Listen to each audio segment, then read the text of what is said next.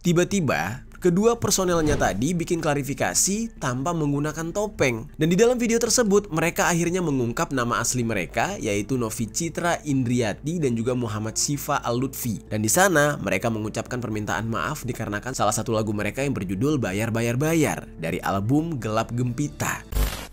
Nah, mereka di saat itu melompat ke altar suci, mengeluarkan gitar mereka dan mulai membawakan lagu yang berjudul Punk Prayer. Nah, lirik dari lagu tersebut berisikan kritik terhadap sikap konservatif gereja yang anti perempuan dan anti LGBT, dan keinginan dari band Push Riot ini ingin menggulingkan Vladimir Putin dan membuatnya menjadi seorang feminis katanya.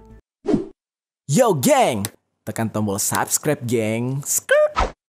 Hey yo, what's good? Welcome back to Kamar Jerry.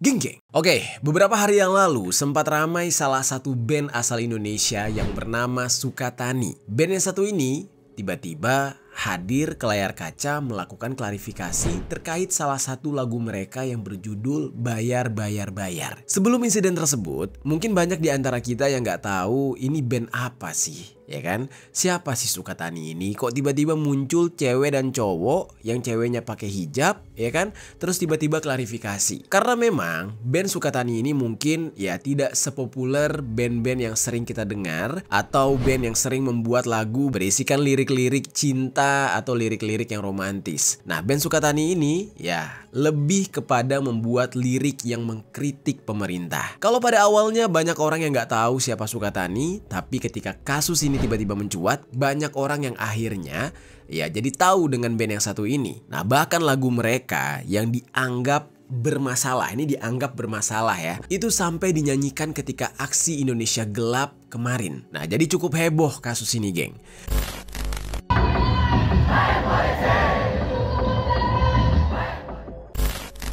Sebenarnya gue agak ragu sebelumnya untuk ngebahas ini karena kan bakal berhubungan dengan instansi pemerintah gitu ya. Nah, tapi karena memang banyak permintaan dari kalian dan gue menahan dulu untuk mencari informasi sejelas-jelasnya, se-clear-clearnya gitu ya, baru gue bahas sekarang karena gue gak mau gegabah membahas yang satu ini. Nah, untuk saat ini kabarnya sih udah mulai terang benderang ini kasus, makanya gue berani bahas dan menuruti permintaan kalian. Tapi di luar itu semua, geng, gue gak cuma pengen memberikan informasi mengenai kasusnya doang atau kontroversinya doang soal band Sukatani ini.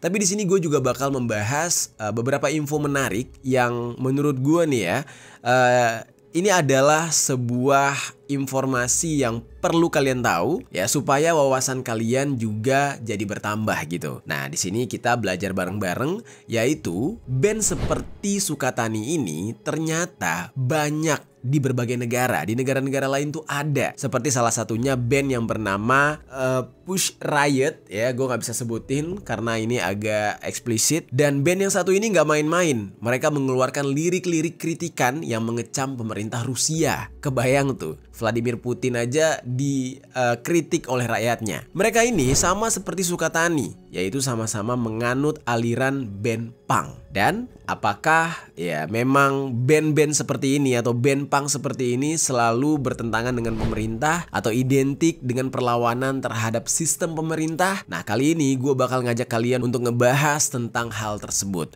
Ya, untuk awalnya mungkin kita akan bahas dulu kontroversi kasus band Sukatani. Baru setelah itu kita akan membahas tentang sejarah aliran band punk dan juga beberapa kontroversi lainnya dari band yang mirip dengan Sukatani ini. Langsung aja kita bahas di sisi lain.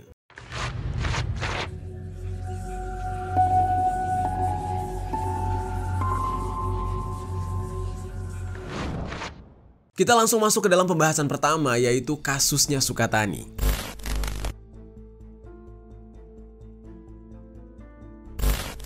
Jadi geng, Sukatani ini adalah salah satu band punk asal Indonesia yang lagu-lagunya berisikan keresahan mengenai kondisi Indonesia saat ini. Nah, Sukatani ini terdiri dari 2 personel, yaitu Ovi sebagai vokalis dan Al sebagai gitaris. Nah, mereka memiliki ciri khas geng. Setiap manggung mereka selalu mengenakan topeng sehingga tidak pernah ada yang tahu seperti apa wajah mereka. Nah, namun tiba-tiba Sukatani ini ya secara mendadak memposting sebuah video klarifikasi. Ya memang sebelumnya lagunya dia ini sempat sedikit viral karena di lip singin sama seorang cewek. Kalau kalian tahu, ini lucu banget memang videonya di saat itu. Ya belum banyak yang ngeh kalau ini adalah lagu Sukatani, tapi ada salah satu cewek tuh kayak bikin video lip sync ala-ala parodi gitu dan viral, banyak yang komen. Nih kalian lihat sendiri.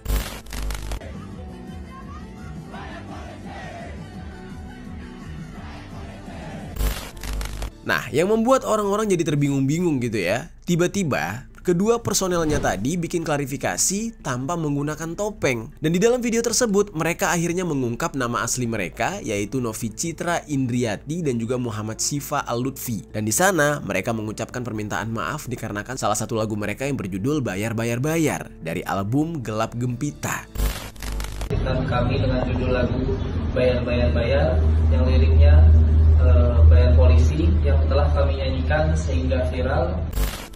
Yang mana ternyata lagu itu dianggap menyinggung institusi kepolisian. Ya karena memang di dalam liriknya itu menyerang polisi lah ya. Liriknya memang menyerang polisi gitu. Nah, oleh karena itu lagu mereka yang berjudul Bayar Bayar Bayar tadi diputuskan untuk ditarik dari semua platform online dan tidak bisa didengarkan lagi. Dan bahkan mereka meminta kepada para netizen yang mungkin masih menyimpan lagu itu untuk segera dihapus. Lalu setelah video klarifikasi itu rilis atau publish gitu ya, banyak netizen yang di saat itu bersuara untuk mendukung Sukatani. Banyak netizen yang di saat itu tidak terima dengan apa yang dilakukan oleh Sukatani ini. Karena menurut netizen gak seharusnya atau gak sepantasnya Sukatani meminta maaf dan klarifikasi. Karena apapun yang mereka lakukan itu tidak salah. Ya namanya juga hidup di negara demokrasi. Mereka pengen berkarya sambil mengkritik, itu hak mereka. Dan itu menurut netizen. Nah, sampai di saat itu ada hashtag Kami Bersama Sukatani, yang mana ini banyak banget dibuat oleh netizen Indonesia sebagai bentuk dukungan terhadap band punk tersebut. Dukungannya juga dilakukan oleh banyak orang ketika pada aksi Indonesia Gelap bahkan. Nah, lagu Bayar Bayar Bayar itu diputar dan dinyanyikan oleh massa aksi yang berdemo. Di saat itu geng, kritik yang dibuat oleh Sukatani itu nggak cuma diekspresikan dalam karya mereka aja. Nah, namun juga bisa kita lihat dari logo band Sukatani itu sendiri. Kalau sekilas kita membaca namanya, tapi nama bandnya itu cuma merepresentasikan petani di kata taninya. Nah, terus kalau kita lihat logo dari Sukatani itu ditulis pakai bahasa Arab yang kalau dilafalkan itu memang bacanya Sukatani gitu. Nah, tapi ada nih geng, netizen di X yang memberitahu kalau arti dari Sukatani di dalam tulisan Arab yang dijadikan sebagai logo band tersebut punya arti yang lebih dalam lagi. Yang mana kalau menurut si netizen itu, tulisan Arab tersebut juga bisa dibaca sebagai Sakatani, yang artinya The Silence Me, atau mereka yang membungkam saya. Siapakah orang yang membungkam mereka? Ya kan? Dari maksud pemilihan nama ini, siapa yang dianggap membungkam mereka? Ya di dalam hal ini diartikan sebagai ya pemerintah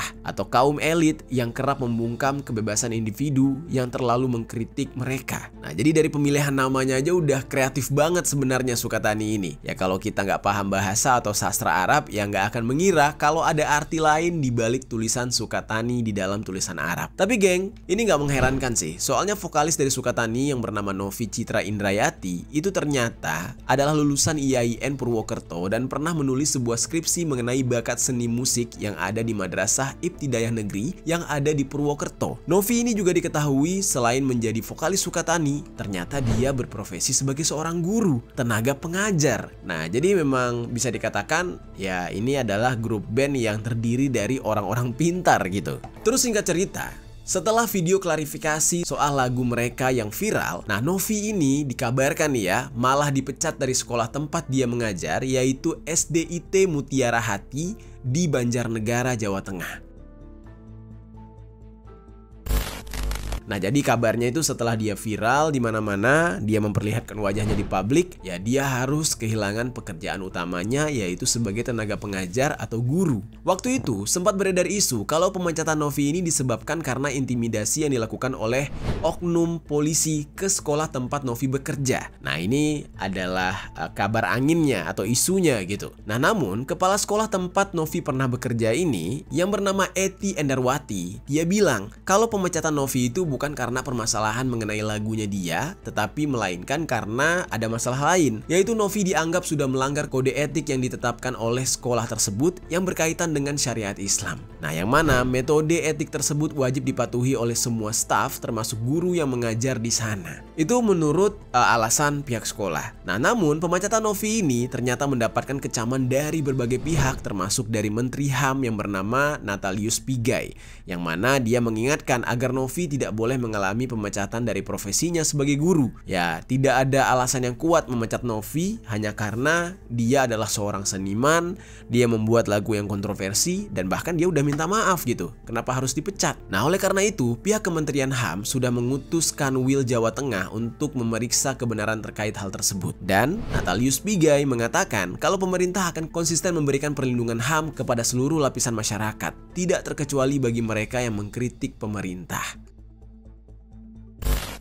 Nah, lalu di saat itu geng, pihak dari kepolisian, yaitu tepatnya Polda Jawa Tengah, itu mengakui ternyata mereka sempat melakukan klarifikasi terhadap Sukatani mengenai lagu Bayar-Bayar-Bayar. Nah, cuma pihak Polda Jawa Tengah ini membantah kalau mereka sudah melakukan intervensi atau menekan pihak Sukatani dan meminta mereka untuk membuat video permintaan maaf dan klarifikasi. Nah, sebagai tindak lanjut dari kasus Sukatani ini, di saat itu Biro Pengamanan Internal Divpropam Polri itu langsung melakukan pemeriksaan terhadap 4 personil Subdit 1 Ditres Siber Polda Jawa Tengah terkait dugaan intimidasi terhadap band Sukatani. Nah, di saat itu Divpropam Polri itu mengatakan kalau pemeriksaan tersebut dilakukan sebagai bentuk Polri yang tidak anti kritik dan selalu menerima masukan, katanya. Nah, pemeriksaan juga dilakukan oleh Subbit Paminal Bitpropam Polda Jawa Tengah. Dan selain itu, Propam juga memastikan mereka akan menjamin perlindungan dan keamanan terhadap 2 personel band Sukatani di dalam kasus ini. Nah, jadi di saat itu ya pihak kepolisian itu menghukum anggota mereka atas isu persoalan adanya intervensi terhadap Sukatani. Makanya ini kemarin saya katakan itu polisi yang mengintimidasi ya dalam tanda petik itu siapa? Propam mesti turun. Ya karena kan sejauh ini juga sudah dilakukan informasi ada pemanggilan. Ya, alhamdulillah Propam turun benar sekarang. Ya. Nah, sampai pada akhirnya permasalahan dari Sukatani ini ya sampai sekarang itu masih ngambang.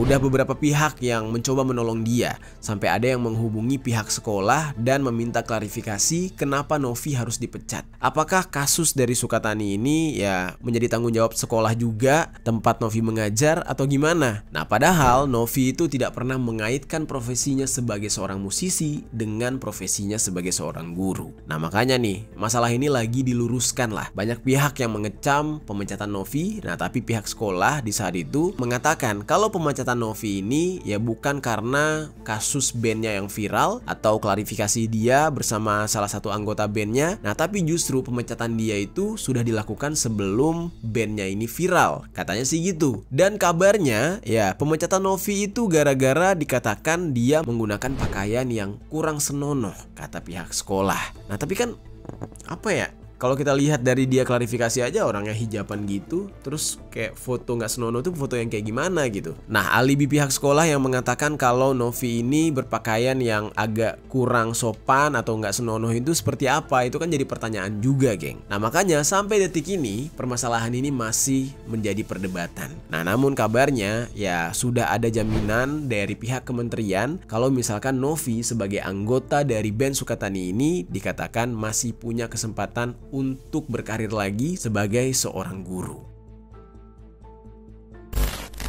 Gimana geng menurut kalian dari kejadian ini? apakah menurut kalian pemerintah kita anti kritik atau ya spesifiknya instansi kepolisian negara Republik Indonesia ini anti kritik atau enggak dari kasus yang kita lihat. Nah, coba tinggalkan komentar di bawah deh. Nah, lalu geng, dari kasus Sukatani, gue jadi teringat kasus lain nih. Nah, ternyata nggak cuma Sukatani, banyak band-band punk di Indonesia yang lagu-lagunya dipenuhi dengan lirik yang mengkritik pemerintah, seperti salah satunya Turtles Junior. Nah, terus geng, hal seperti ini ternyata nggak cuma terjadi di Indonesia. Ada banyak band punk di luar negeri sana yang juga melakukan hal yang sama seperti yang dilakukan oleh Sukatani. Nah, salah satunya gue bakal ceritain kisah dari salah satu band punk yang bernama Push Riot. Sorry ya, gue nggak baca lengkap karena dalam bahasa Inggrisnya ini jorok banget gitu ya. Nah, gue sebut aja namanya Push Riot. Nah, mereka ini adalah band punk yang berani banget mengkritik pemerintahan Rusia. Yang notabene ya berarti dia mengkritik Vladimir Putin.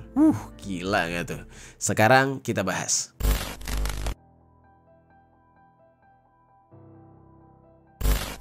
Oke, Push Riot. Band yang satu ini ya dibentuk pada tahun 2011 dan mereka ini asal Rusia. Mereka berisikan 11 perempuan Rusia yang memperjuangkan hak-hak feminisme, hak LGBT, serta menentang rezim dari Vladimir Putin dan kekuasaan gereja Ortodoks Rusia. Nah, sebenarnya ini aneh juga nih ya. Yang dibela tuh salah satunya lagi bete gitu. Ini berseberangan banget dengan norma. Dan juga mereka mengkritik kekuasaan gereja Ortodoks Rusia, yang mana padahal ya kebanyakan orang Rusia memeluk agama tersebut. Mereka juga menentang kapitalisme dan nilai-nilai sistem kapitalis yang dirasa egois dan terus menindas kaum lemah, katanya. Nah, cara mereka melakukan protes itu adalah dengan melakukan konser di tempat-tempat umum sambil menyanyikan lagu-lagu protes ala punk. Dan tujuan dari Push Riot ini adalah membangun masyarakat yang lebih demokratis di Rusia, bebas dari kekuasaan Putin dan kecenderungan yang otoriter. Penampilan pertama mereka itu mendapatkan banyak perhatian di seluruh Rusia ketika mereka tampil di Red Square Moskow pada tanggal 20 Januari tahun 2012. Yang mana di saat itu mereka membawakan lagu mereka sendiri yang berjudul Putin Zesel.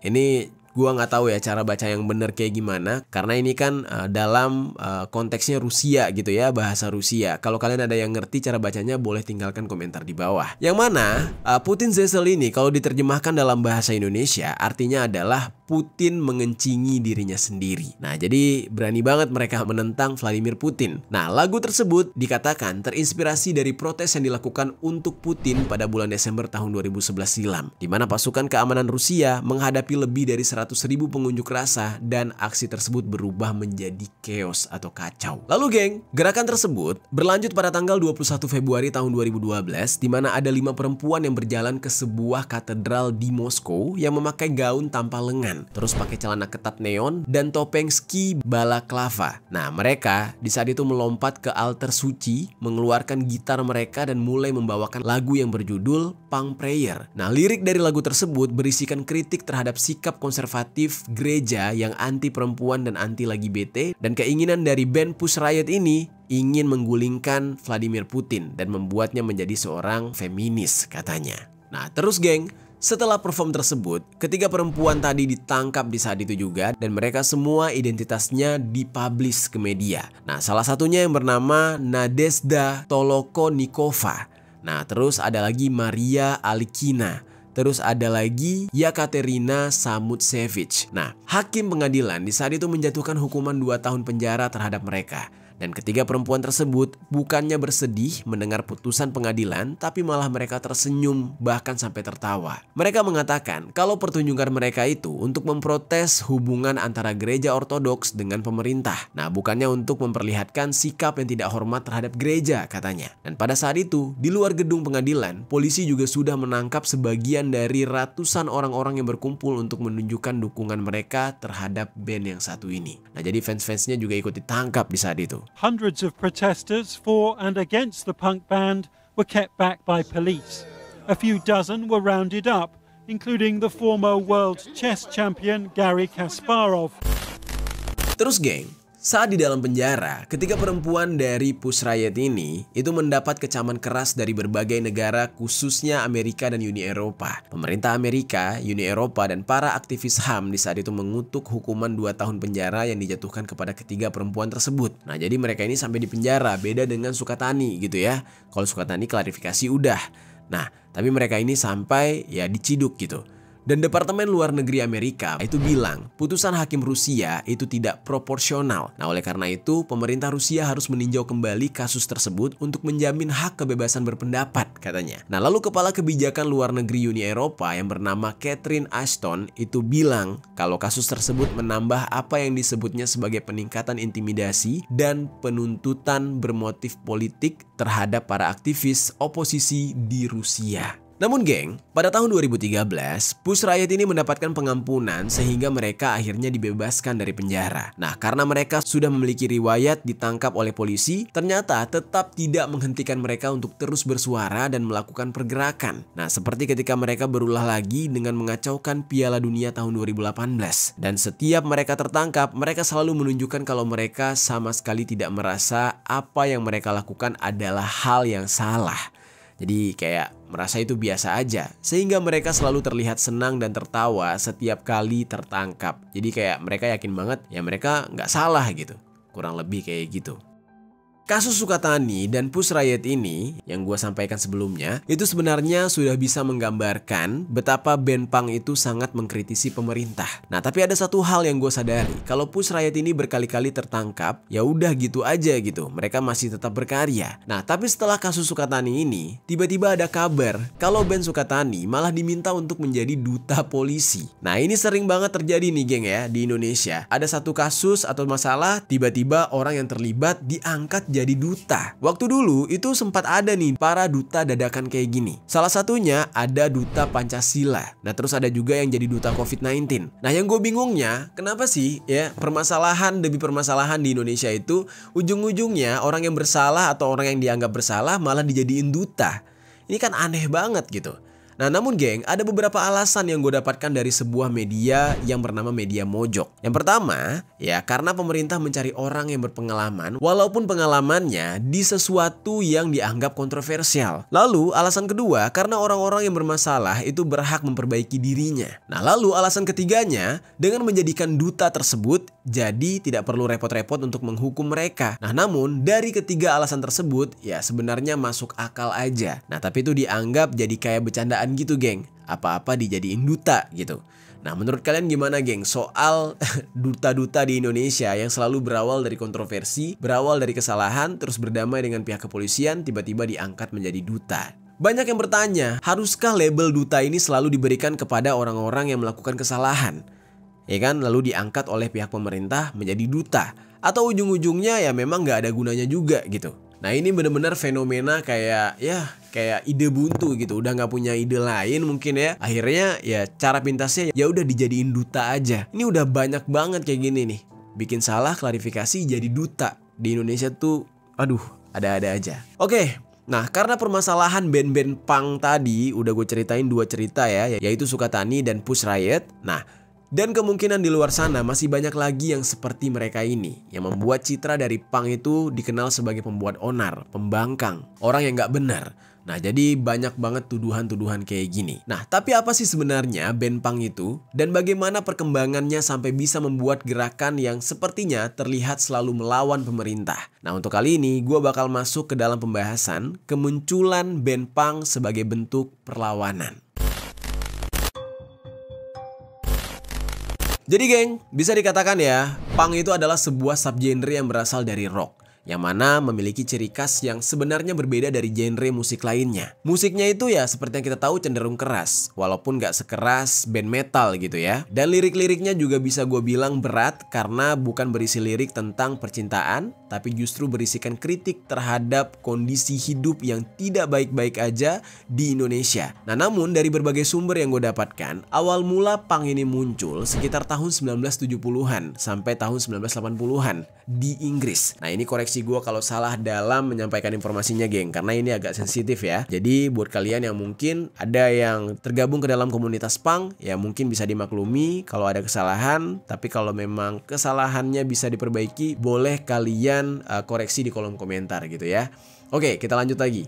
Nah, kemunculan band punk ini pertama kali di Inggris itu tidak terlepas dari interaksi budaya, karena pada saat itu ada gelombang pekerja kulit hitam yang berasal dari Karibia yang berbondong-bondong datang ke Inggris untuk bekerja di sektor-sektor industri yang ada di sana. Nah, orang-orang kulit hitam dengan kebudayaan yang mereka bawa ke Inggris ini menarik perhatian orang kulit putih, terutama orang kulit putih yang menjadi kelas pekerja seperti orang kulit hitam tersebut. Nah, mereka akhirnya sering bergaul di tempat kerja dan mengunjungi klub atau juga bar, atau hanya sekedar nongkrong di pinggir jalan. Jadi mereka jadi akrab di saat itu. Nah, dari sinilah ada beberapa kelompok yang kemudian mengadaptasi semangat, fashion, dan semua unsur-unsur budaya kulit hitam. Nah, lalu dialkulturasikan dengan budaya kulit putih kelas pekerja untuk membangun sebuah ideologi yang semakin kuat untuk melawan budaya konservatif Inggris, yang mana ini dianggap sudah tua dan juga udah kolot kurang lebih. Nah, ini tuh hampir mirip dengan genre hip hop geng, yang mana lahir sebagai bentuk dari perlawanan terhadap rasisme di Amerika. Ya bedanya dengan punk berawal dari budaya orang kulit hitam yang diadopsi dan dikombinasikan dengan budaya kulit putih. Jadi beda ininya ya, backgroundnya gitu. Nah, lalu geng, seiring berjalannya waktu, punk sendiri menjadi semakin beragam karena terbentuk dari banyak sekali nilai budaya yang sudah berkembang sebelumnya. Nah, selain pengaruh dari kedatangan orang kulit hitam di Inggris, punk juga menjadi hasil interaksi yang kompleks antara gerakan kaum muda kelas pekerja dengan orang tua, guru, polisi, masyarakat yang memiliki kelas sosial lebih tinggi, institusi yang berkuasa, dan sebagainya lah. Di sisi lain, terjadinya lonjakan kemiskinan dan krisis nasional di Inggris. Nah, orang-orang yang mengadaptasi punk ini menyatakan sikap mereka terhadap kondisi tersebut dengan segala sesuatu yang dianggap aneh dan tidak sesuai. Nah, seperti menggunakan rantai dan gembok sebagai kalung, terus ada gelang paku, terus ada peniti sebagai tindik, dan celana ketat serta sepatu boot, lalu memakai kaos sobek lusuh, dan juga jaket yang memiliki ornamen logam. Terus jangan lupa juga potongan rambut mohawk dengan warna yang sangat mencolok. Nah, fashion yang seperti itu nggak cuma digunakan oleh laki-laki aja geng, tapi juga anggota perempuannya juga menggunakan ya baju yang mirip kayak gitu, sehingga menghilangkan standar fashion maskulin dan feminim. Jadi mereka itu memang pengen ngebentuk hal yang sama rata lah kurang lebih. Nah, mereka melebur semuanya menjadi satu kelompok tanpa memandang gender, yang mana hal tersebut sangat tidak sesuai dengan kultur di zaman itu. Nah, lalu sikap tersebut juga mereka tunjukkan di dalam pengekspresian sebuah musik. Nah, musik itu kan bagian dari seni geng, yang mementingkan estetika dan keindahan. Nah, seperti misalkan nih beberapa genre ada lagu pop, yang mana ini ya nadanya sangat berbeda dengan musik punk. Musik punk itu menggunakan bahasa yang lugas, keras, dan agresif, bahkan sering memasukkan makian, umpatan, dan kata-kata kotor. Nah, semua sikap tersebut dianggap sebagai sebuah upaya perlawanan terhadap nilai-nilai yang selama ini ada di Inggris dengan menabrakkan gerakan punk dengan norma, katanya. Terus geng, karena perlawanan yang mereka lakukan dan dianggap menyimpang ini membuat pemerintah dan orang-orang yang konservatif itu menganggap punk sebagai gerakan yang berbahaya dan menimbulkan ketakutan bagi moral yang selama ini sudah dianut secara mengakar di masyarakat sana. Mereka menyadari hal ini dan akhirnya berinisiatif untuk membuat mereka sendiri, yaitu berupa fanzine. Nah, fanzine ini singkatan dari fan magazine, yang mana ini adalah majalah yang dibuat secara independen oleh fans atau penggemar. Dan di situ ada banyak foto-foto mereka dengan gaya yang khas kelas pekerja dan dibagikan secara gratis di kios-kios, distro, dan ketika berlangsungnya acara musik, geng. Police are believed to be investigating a punk rock magazine published in the Madeley district and featuring articles written by local youths. 400 copies of Gutter Snipe have gone on sale to young people in South Telford. Nah, lalu geng, punk yang merupakan kombinasi antara budaya, gerakan, dan musik ternyata tidak terlepas dari ideologi yang mereka anut, yaitu do it yourself atau DIY. Nah, DIY ini berkaitan erat dengan kepercayaan diri sebagaimana adanya, geng. Jadi menjadi manusia seutuhnya, jadi apa adanya, dan tidak mengejar hal-hal yang ya kapitalis lah gitu. Lalu dikatakan juga memulai sendiri apa yang bisa dilakukan untuk melakukan perubahan, seperti membuat fanzine tadi. Nah, punk tidak butuh orang lain yang belum tentu juga memikirkan perubahan atau kemajuan seperti mereka. Dan DIY tadi itu bukan berarti mereka individualis atau eksekutif, tapi melainkan bersifat independen dengan agak bergantung kepada orang lain. Band-band yang kemudian bermunculan di gelombang pertama punk, nah itu ada The Ramones, terus ada Sex Pistols, dan juga The Clash. Nah, salah satu penggalan liriknya yaitu dari lagu God Save the Queen dari Sex Pistols, yaitu No Future, yang dijadikan sebagai salah satu ungkapan kekecewaan dari anak-anak pekerja yang di-PHK secara massal karena ketidakstabilan ekonomi pada pasar global di tahun pertengahan abad ke-20, yang mana ini sangat berkaitan dengan gerakan punk itu sendiri. Lagu-lagu yang dibuat oleh para band-band punk ini seperti bensin mereka untuk menyuarakan ketimpangan yang terjadi ketika itu untuk melawan sistem yang ada. Jadi mereka tuh ya semacam membangkitkan semangatnya lah gitu. Musik punk kemudian akhirnya berevolusi menjadi hardcore yang temponya jauh lebih cepat, lebih keras dan lebih agresif. Dengan hadirnya band-band punk asal Amerika seperti Minor Threat, Bad Brains, Black Flag, dan juga Dead Kennedys yang mendapatkan banyak pendengar di Washington, Los Angeles, dan juga New York. Nah, jadi kalau berbicara tentang sejarah band punk, ya memang mereka seneng banget membuat lirik-lirik di lagunya sebagai pesan dengan kritikan gitu, geng. Nah lalu geng, kalau tadi kita udah ngebahas bagaimana punk bisa muncul dan bagaimana punk ini bisa menjadi sebuah gerakan dengan pemahaman yang mereka miliki. Nah sekarang kita akan masuk ke dalam pembahasan selanjutnya, yaitu mengenai bagaimana bisa band punk ini masuk ke Indonesia. Kita bahas sejarahnya. Oke, jadi geng, perkembangan punk di Indonesia itu nggak mulus ketika masuk ke sini. Karena pada saat masa Orde Lama, pemerintah menutup akses bagi tren budaya barat agar tidak masuk ke Indonesia, termasuk diantaranya adalah musik. Nah, banyak musik-musik luar yang tidak boleh masuk ke Indonesia di masa itu. Dan dalam kurun waktu tahun 1959 sampai tahun 1967, peredaran musik barat dilarang di Indonesia.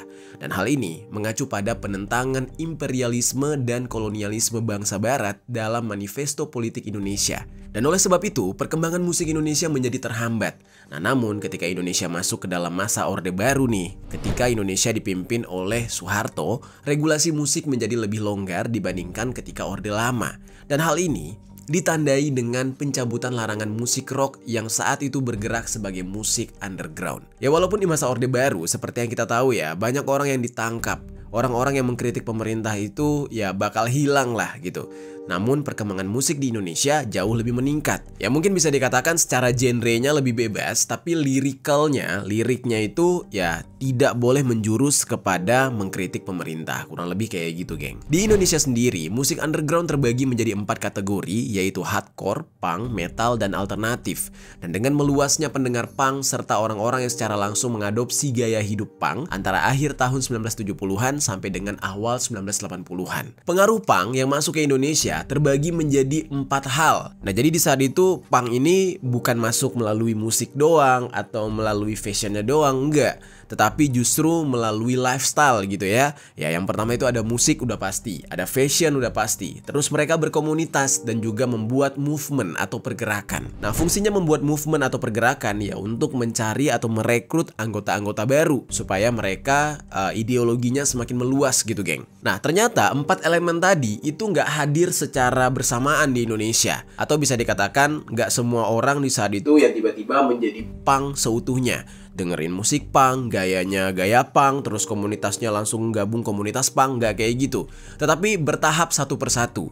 Nah, di tahun 80-an orang Indonesia itu baru mendengar musik punknya aja. Jadi baru dengerin musik, tapi stylenya ya masih ala orang Indonesia pada umumnya. Terus mereka belum bisa menerapkan budaya punk itu sendiri secara utuh, ya kayak nggak pakai baju ala punk atau nggak pakai rambut mohawk gitu. Dan ketika itu ada beberapa anak muda Indonesia yang sudah terpapar dengan musik punk dari luar negeri, terutama melalui kaset rekaman, dan mereka mulai tertarik dengan gaya musik punk yang energik dan juga lirik yang kontroversial karena berisikan kritikan. Nah, tapi perlu diingat ya, kritikannya itu ya kritikan di luar negeri. Jadi musik luar negeri yang masuk ke sini, isi kritikannya ya seputar negara mereka. Jadi di saat itu ya larangan di masa Orde Baru nggak berlaku gitu, karena yang dikritik mengkritik, bukan pemerintah Orde Baru. Gerakan punk di Indonesia pada awalnya terbatas pada kelompok-kelompok kecil di kota-kota besar seperti Jakarta, Bandung, Jogja, dan Surabaya. Nah, karena pada masa itu, geng, mayoritas orang masih condong untuk menyukai genre progressive rock yang terfokus pada skill mereka dalam bermain musik. Nah, sementara punk ini sendiri, musiknya itu tidak terlalu menonjolkan skill, tapi justru kepada liriknya, tentang apa yang disampaikan lewat lagu-lagu yang dibawakan. Nah, mereka memainkan musik punk dengan lirik yang mengkritik soal isu sosial dan politik yang bisa dikatakan sangat relate dengan kehidupan masyarakat di masa itu. Di zaman itu, geng, musik hardcore itu banyak digemari oleh kalangan anak muda yang berasal dari kalangan ekonomi menengah. Sementara musik metal dan punk lebih banyak disukai oleh anak muda proletar di Indonesia, yang mana sama seperti yang terjadi di Inggris dan Amerika, ketika arus utama industri musik Indonesia cenderung untuk menghindari kritik tajam di lagu-lagu mereka. Nah, karena pemerintahan Orde Baru yang sangat keras di saat itu untuk menindak siapa saja yang mengkritik pemerintah, namun musik underground termasuk punk justru menciptakan lagu yang menggambarkan kondisi sosial dan politik di masa itu, di mana banyak ketidakadilan, ketimpangan, sampai ketakutan generasi muda dengan sistem pemerintah. Nah, mereka tetap berani menyuarakan itu, tapi secara underground atau diam-diam. Nah, terus geng, tindakan ini menjadi sesuatu yang berbahaya, apalagi bagi rezim Orde Baru di saat itu. Namun meskipun begitu, musik punk di Indonesia terus berkembang dan mendapatkan pengikut yang semakin banyak. Terus di tahun 2000-an, ketika internet semakin banyak, nah, dan di saat itu mereka bisa survive lah. Dengan ketatnya aturan di masa Orde Baru, ya memang mungkin ada beberapa kasus yang melibatkan orang-orang yang menggemari musik punk, ya tapi musiknya sendiri terus berkembang. Dan tanpa dirasa, ketika Orde Baru sudah berakhir, yaitu tepatnya tahun 2000-an, ketika internet di saat itu juga sudah banyak digunakan dan sosial media juga sudah mulai berkembang, hal ini ikut membantu menyebarkan musik punk itu sendiri secara luas di Indonesia. Dan di masa itu, mulai banyak band punk yang merilis lagu mereka secara independen dan berkomunikasi dengan fans mereka melalui platform online. Nah, makanya udah mulai banyak tuh band-band yang isi liriknya mengkritik, terus juga nyenggol-nyenggol pemerintah, kayak Sukatani tadi. Festival-festivalnya pun dan konsernya juga semakin sering diadakan di berbagai kota di Indonesia dan dihadiri oleh banyak orang di saat itu. Nah, lalu geng, seiring berjalannya waktu, musik punk di Indonesia terus berevolusi dan mencakup berbagai subgenre lain seperti punk rock, straight punk, hardcore punk, terus juga ada anarko-punk. Nah, selain itu, gerakan punk juga berperan penting dalam membangun kesadaran sosial dan politik di kalangan anak muda Indonesia, yang mana ya isi liriknya itu kan mengkritik isu-isu seperti ketidakadilan sosial, korupsi, dan HAM. Jadi untuk kalangan anak muda yang mungkin udah lalai dengan ya dunia modern sekarang ya, misalkan kayak sibuk ngegame atau sibuk ke warung kopi, sibuk sama fashion doang gitu. Nah, dengan adanya musik punk kayak gini, yang mana lirik mereka itu berisikan kritik sosial, ya udah pasti secara tidak langsung ya mudah dipahami dan sampai kepada telinga anak muda. Dan gua rasa sampai sekarang stigma buruk terhadap punk itu ya masih banyak dianut oleh sebagian masyarakat memang, karena dianggap ya urakan atau apalah gitu. Padahal secara message-nya gitu ya, mereka ini tujuannya bagus gitu, geng. Nah, tapi ini kalau kita bicara soal musiknya ya. Kalau kita bicara soal gaya hidup atau fashionnya, ya memang tidak semuanya bagus atau tidak semuanya baik dan bisa diikuti. Atau bahkan mungkin ada di antara anggota punk yang justru hanya ikut-ikutan untuk terlihat keren, tapi sebenarnya makna dari punk itu sendiri mereka nggak tahu. Nilai-nilai yang dikandung di dalam ya budaya punk itu sendiri ya mereka nggak tahu. Dan padahal itu sangat besar, yaitu mereka ingin mengubah sistem yang tidak adil bagi masyarakat, terutama bagi mereka yang berasal dari kalangan ekonomi menengah ke bawah. Nah, tapi ada juga yang ya udah cuma buat keren-kerenan doang. Menurut salah satu vokalis dari band punk yang bernama Evi Yuanita, anak-anak jalanan yang mengaku kalau mereka itu punk adalah orang yang baru belajar mengenal punk, sehingga ya jangan dimusuhi, katanya sih gitu. Malah seharusnya dirangkul supaya mereka tidak kehilangan arah.